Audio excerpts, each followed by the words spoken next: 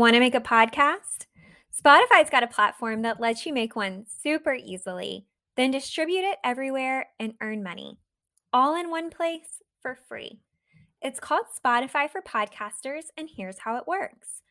Spotify for Podcasters lets you record and edit podcasts right from your phone or computer, so no matter what your setup is like, you can start creating today.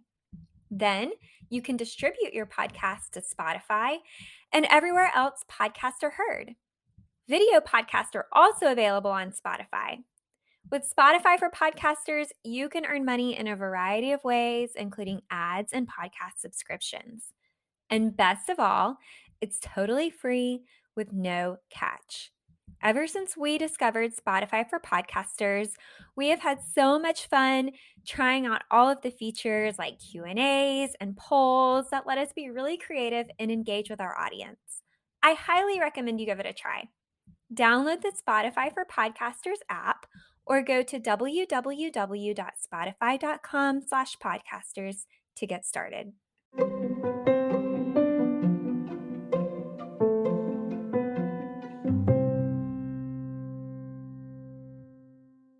Welcome to Podcast Royal. This is Jessica, and this week Rachel and I are skipping our usual Royal Rundown segment, but we do want to bring you an interview we recorded with Royal author Angela Levin. We'll be back with all the latest Royal news in our next episode, but until then, enjoy the interview.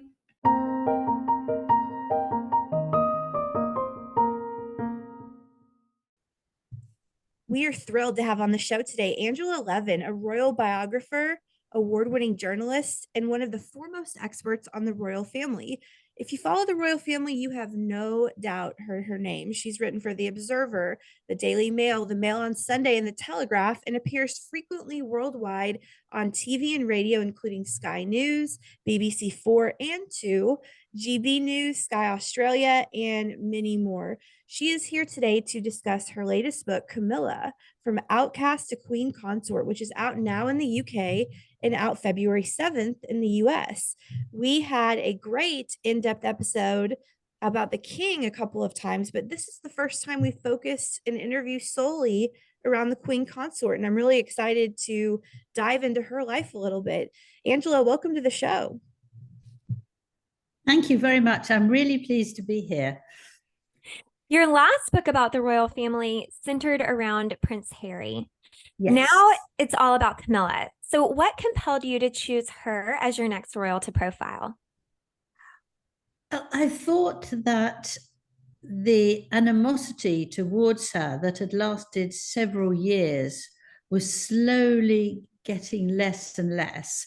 And I thought that it would be good to interview her and see for myself what I think she's really like. So I wrote for Newsweek in 2015, and I was amazed to find what a wonderful woman she was, how modest, and how she cared so much for people who had problems and weren't really looked at before by the royal palace, and that includes rape and things like that. She's moved on to domestic violence now. It's a very key one with her.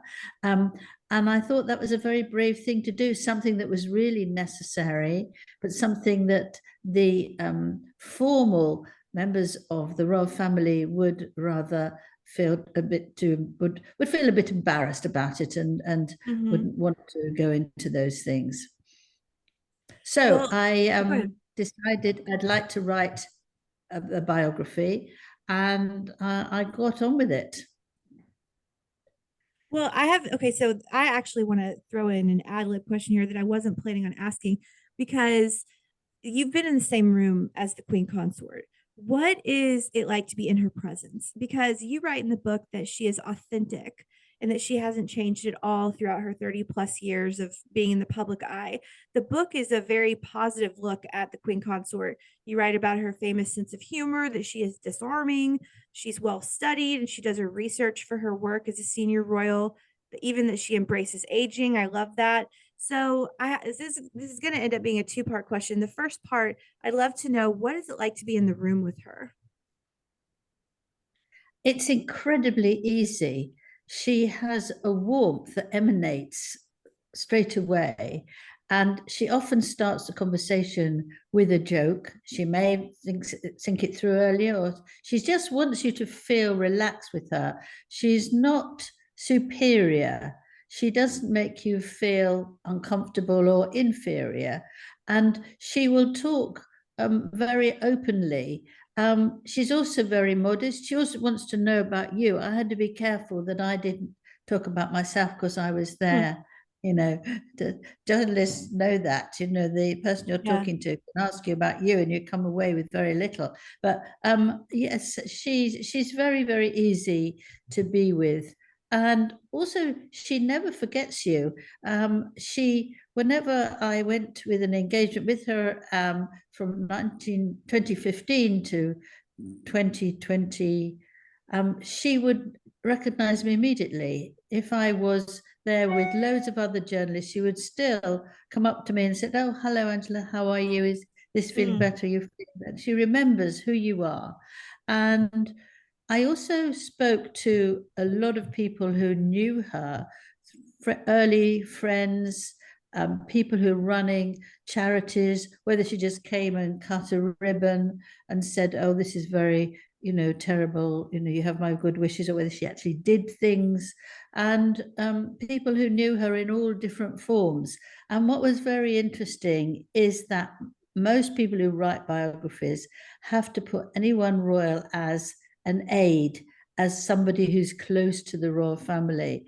And everyone said that I could use their name. So I could say things that were honest from them with their name. And I thought that gave the book credibility.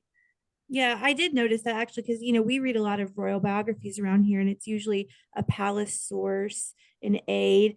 But yeah, you're right. There everyone was by name. And my follow-up to that question is I really walked away from reading this book thinking Camilla is someone I would like to know. And I'll be honest with you, I have had a little bit of a battle getting over. I mean, I'm just one of those people that's taking me time to accept that she's becoming queen consort, which I need to because she's going to with or without my approval. But I would love to know one thing as her biographer that you wish the world knew or understood about Camilla, because Camilla's been in the public eye for, as I said, nearly 40 years. A lot of it has been negative press, especially in the past. And so, what is one thing that you wish the world knew that maybe is misunderstood about her? One of the things is that she doesn't push herself forward. She doesn't really like to be in the spotlight. So when difficult things happen or people are nasty, she retreats. Even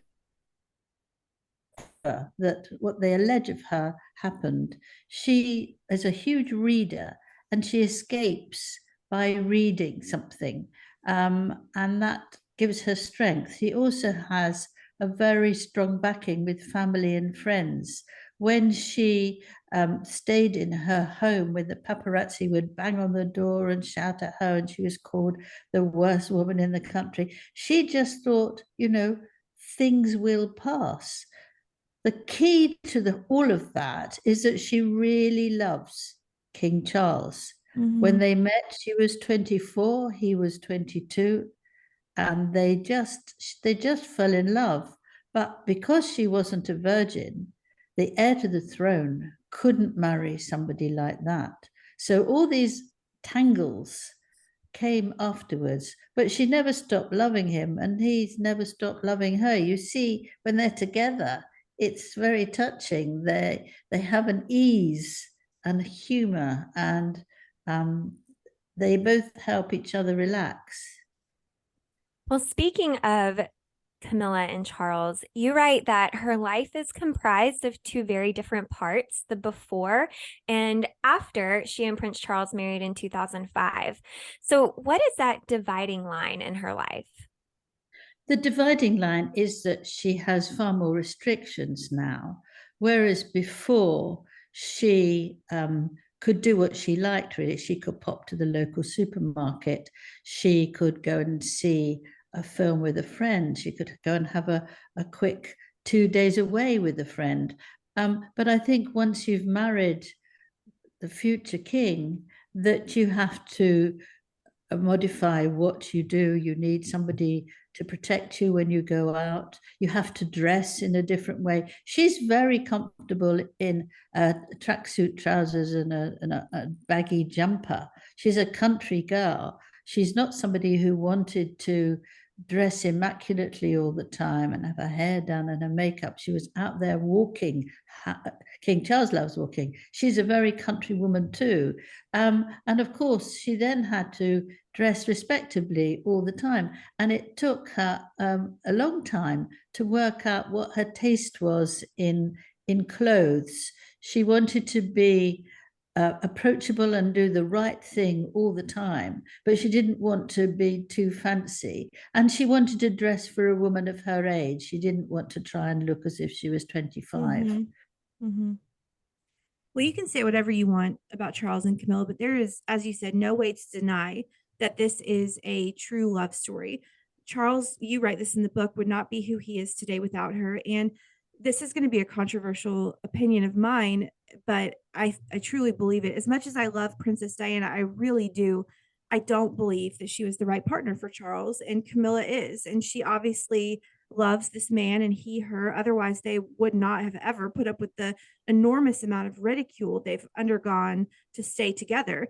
And as much of a bias as maybe I once had towards Camilla, I find it truly so romantic that after his divorce, Charles told his mother and the firm that Camilla is a non negotiable for me. I need her. And, Camilla and Charles met 50 plus years ago in the early 1970s. They were, as you said, in love back then.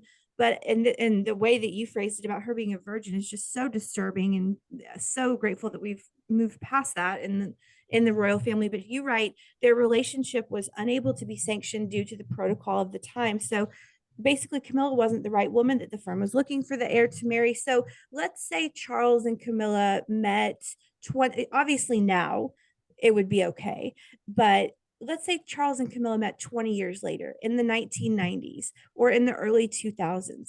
Do you think by then they would have been able to marry, as I think they always wished to do? I think if the Queen Elizabeth, had been around, I think that would have been very difficult because she was a woman who stood by the rules, the protocols. It's actually after the 15th that I think that the protocols have softened a bit.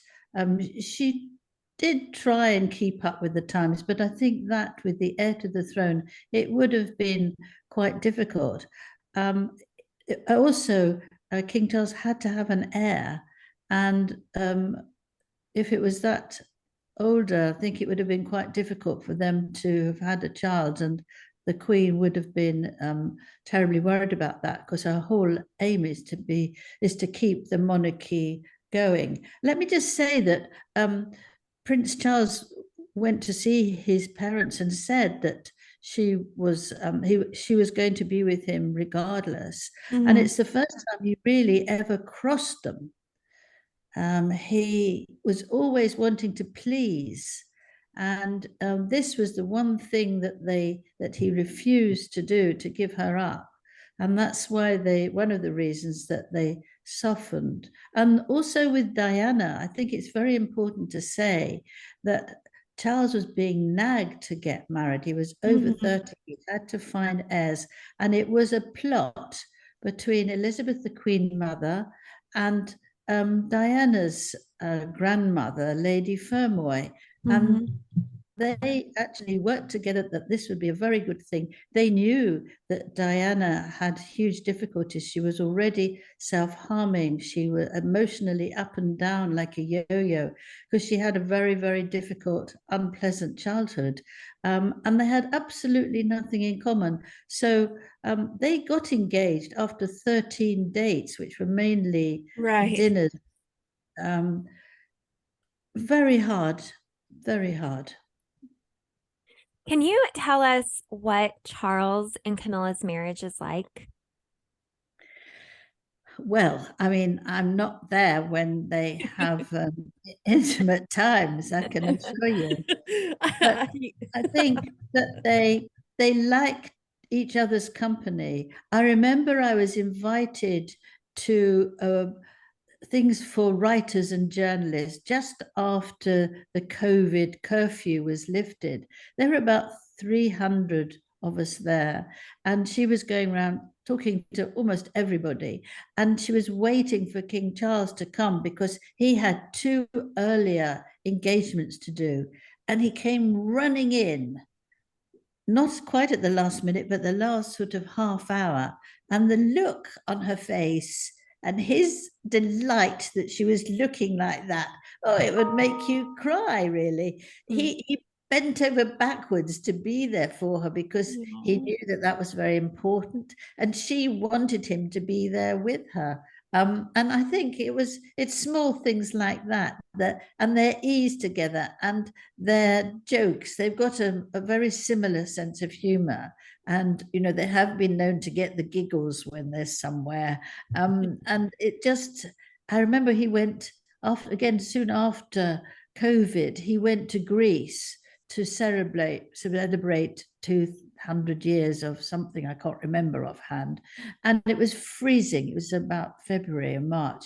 And he asked for a blanket and he tucked her in a seat, both sides. He didn't want her to get cold. I mean, that's not something that the royals would have done years earlier, because you mustn't show if you're cold. You've got to sit upright and you've got to behave.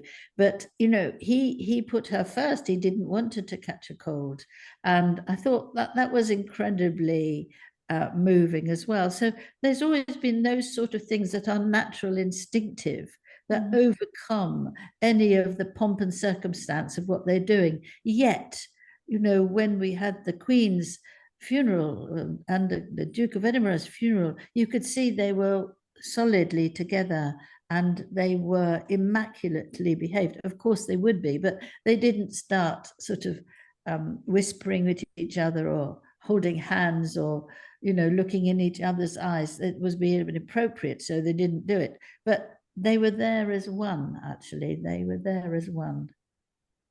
Again, say what you want about Charles and Camilla, but this is a love story. I mean, this is the kind of love story that I think all of us aspire to. And you write, I think the royal family and the public are lucky to have her and hope that readers will put aside the weight of media bias over the past 25 to 30 years and take a fresh look at our future queen consort. So, what would you say to someone, maybe like me of 5 years ago, who just can't erase 1990s Camilla from their mind?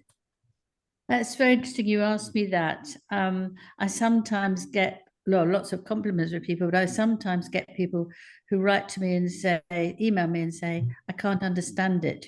Diana was wonderful. How could she take over from her? But it's not like that. I mean, they never had a chance because they had nothing in common. I think you have to realize as well that they stopped seeing each other for, I think, about 8 years. They agreed that they could not do that when Charles married Diana. And after she had her second affair with her protection officer, the marriage was all over. And Charles's friends, not Charles's friends were terribly worried about him because he was so low. He felt very guilty that he couldn't get through to her and that she would scream at him and sometimes hit him. And they rang Camilla and said, will you help him? Because we're really worried. It wasn't either of them who made that phone call. And she did. And he has said that she's the only person he can really trust. And so they became friends and they went on from there. I mean, Diana and Charles split up before they got together properly. And I would say that we need to move on. Diana was a wonderful person. She did great things with people. And she was very warm for small people, old people. She could really relate to people. But she did have a damaged side of her. And it's not fair, really, to blame Camilla for that. And it's also important to look at what she's done for the royal family. The Queen didn't want to speak to her, but she saw over time that she was totally dedicated to the royal family and the country and the Commonwealth, that she made a huge difference from Charles. He was quite annoyed about everything. But when she was there, he was much more positive, he was more relaxed. And she's made the king more king. He will do very well. Even Prince Philip, his father, said that he needs her because with her he will be a much better king. And he agreed with the Queen originally that she was wrong, but they could see how much work she put in. And the other things she's really brought on, apart from domestic violence, which she really thought through during COVID and understood that people who didn't like each other to stay together, locked away, really, unable to get out, was hell. And she did all sorts of things to help the charity, help these people. And also with old people, she was very good contacting them. And I think people could see that she did really care for the people in a very good way, and that she's got this warmth and humor and determination to bring things on, taking advantage of her status now to make positive change. She's also keen on literacy. That was not thought about the royal family. She goes around the country, around the world, trying to encourage people to read, and she does it with such fun. She gets the author along, they have a party, they have hot chocolate to drink, they sometimes get animals there, and to tie in with the story, and they take some around on a bus with the author standing there and chatting to all the little children. So it's not just sitting there say, here's a story. She tries to make it fun and something that the children and parents would really like.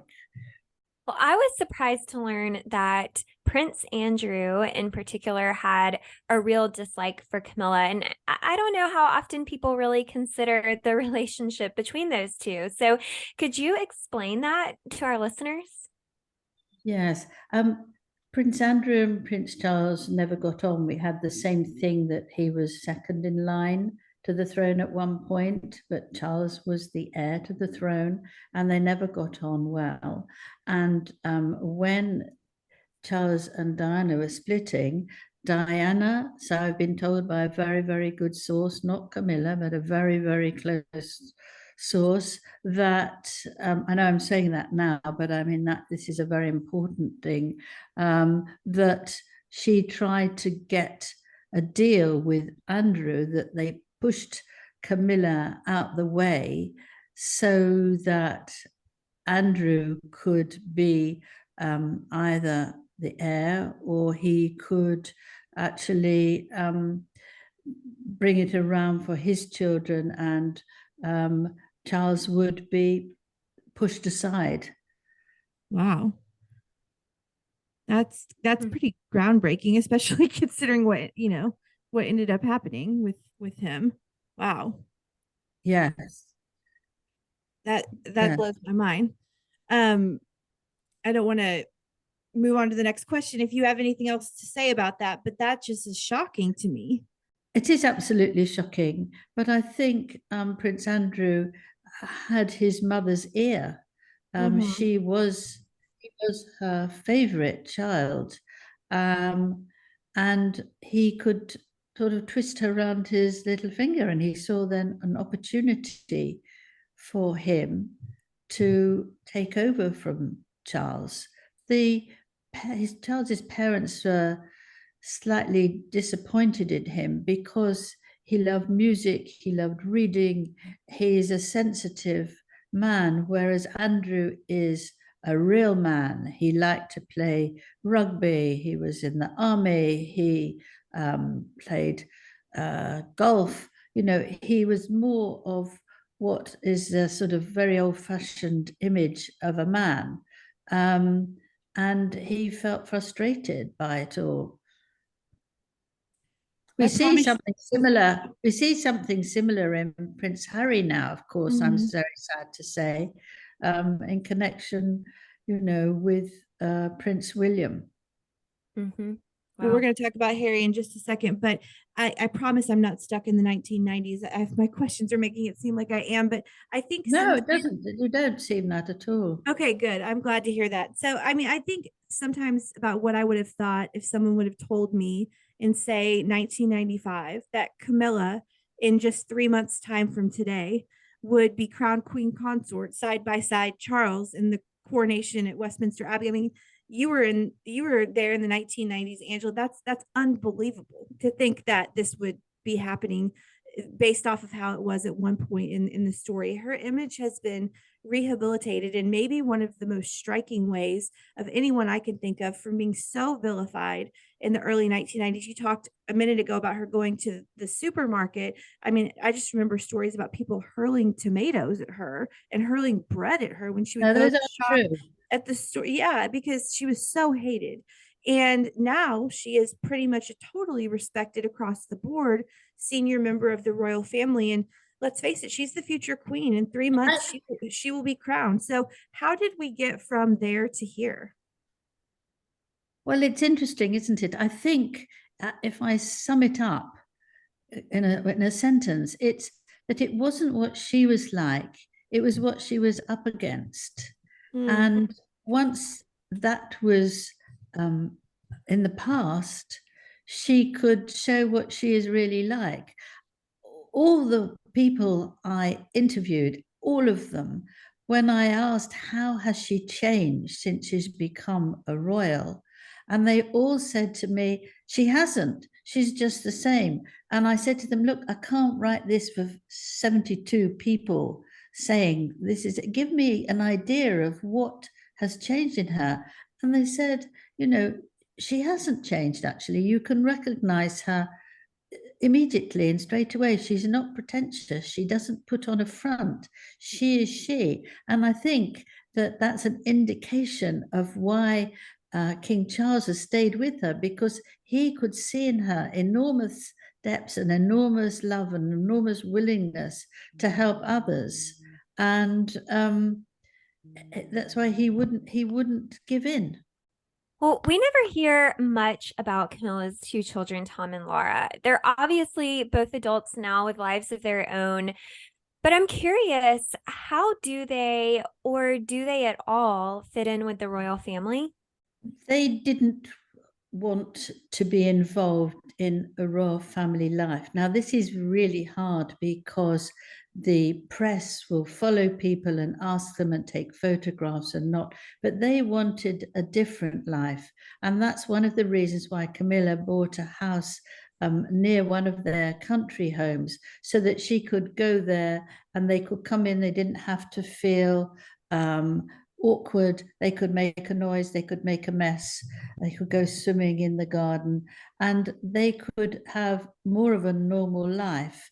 Her daughter specifically doesn't want to have any sort of spotlight. And her son, who is well known for dealing with cooking and writes cookery books, he gets around it in a very nice way. He's always saying, she's my mother, and when we're there, she cooks us lovely meals, and mhm. she's herself.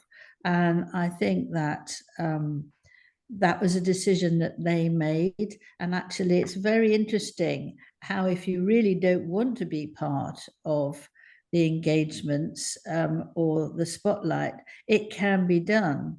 It was, she actually got to see something about ABBA with all her grandchildren just before Christmas. Mm. And it came out a few days later because no one really recognized her, and she was dancing with her grandchildren. And so she's a little uh, inspired to do things that they don't feel that they're being brought in. They just have a lovely times with their grandmother. Mhm. And they were, of course, at the Queen's funeral, and they will be at the coronation. And they are, they're just there. They adore their mother. They both adore their mother. And she respects the fact that they don't want all the all the noise that goes with being a royal. Well, let me tell you someone that is not quiet and that is speaking out is Prince Harry. And you've written obviously a book about Harry in the past. And in this current book, the book that we're talking about today, Harry is quoted as saying of his stepmother, to be honest, Camilla has always been very close to me and William. She's not a wicked stepmother. Look at the position she's coming into. Don't feel sorry for me and William. Feel sorry for her. She's a wonderful woman and she's made our father very, very happy, which is the most important thing. William and I love her to bits. So that quote is not the current words coming out of his mouth. That's not really the tune he took in Spare or in the subsequent interviews he has done while speaking about her. So why is there such a dissonance there?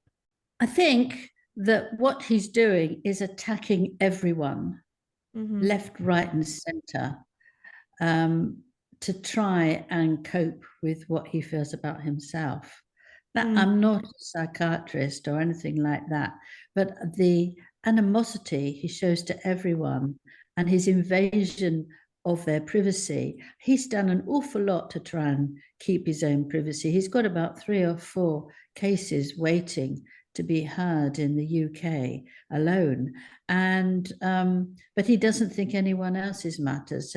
So I think this is a sign of actually him not being very well and actually having huge trouble with himself. Well, for our last question today, we want to talk to you a little bit more about Camilla. So she is almost 5 months into her reign as Queen Consort. How do you think she will do in this role, which we all know she'll hold for the rest of her life? I think she will do it very well. She's known it's been coming for a long time and she's prepared herself. She feels that her main role is to support her husband. That's what she wants to do. So she might be a little back, walking just a few steps behind him. That doesn't mean she feels inferior. That means that it's appropriate. She hasn't got an inferiority complex at all.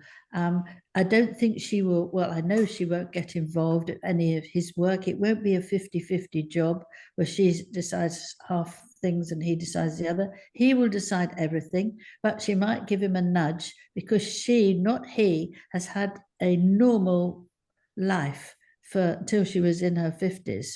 So she could say, well, I wonder if the public would think that that's not quite fair. And he will think about it and then decide. So she'll be very useful like that. She can make him happy when he feels stressed. They, as I said before, they laugh a lot together, and she's solid, she's stable, she knows what she's doing, but she will do quite a lot on her own, like the domestic violence and various other charities that she cares very much for. Children who probably won't last the year, she makes a special party for them and gives them and their parents in the most amazing afternoon just before Christmas. It's really moving. And she's going to keep all those things up. And when she's there on her own, she's very powerful. She knows what she wants to do. She knows how to do it. And she doesn't feel that she's just there as a spare, really, a wife spare. She's got options for herself.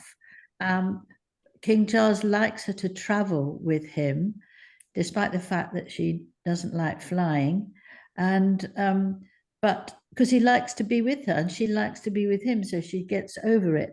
But if she feels very tired or she has fewer engagements of her own while she's away, she will come back and see her family, and they have they work like a proper couple. But I think that if he needs her, she'll be absolutely there. And I think she's been absolutely there for Prince Harry's very spiteful, unpleasant book, Spare.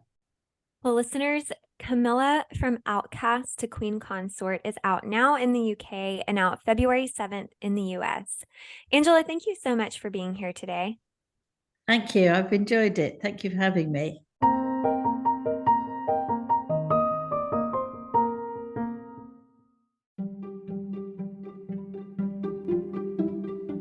I hope you enjoyed our interview with Angela Levin. Don't forget to follow us on Instagram at Podcast Royal, email us at hellopodcastroyal@gmail.com, and subscribe wherever you listen to podcasts. Please also give us a 5-star rating. We always appreciate the kind reviews, and we'll talk to you next time. Bye.